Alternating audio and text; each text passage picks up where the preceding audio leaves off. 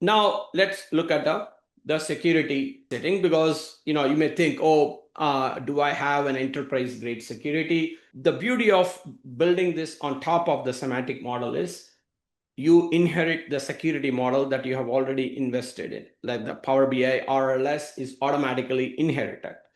And then because this is a Fabric planning, we inherit the security of the Fabric workspace. And then the Fabric planning, the application also gives you, what if I want to control who can do the writeback, who can see the comment, who can edit the comment, who can create the scenario, who can see the scenario.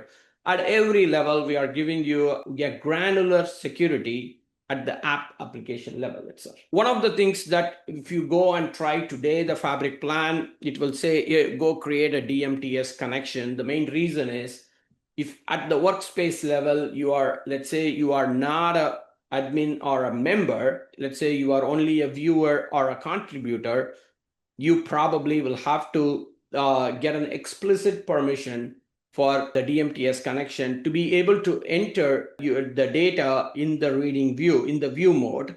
So that's why you are getting that warning. So a lot of times if you are getting an error, it's simply going and looking at the security setting or setting up the DMTS connection to do that.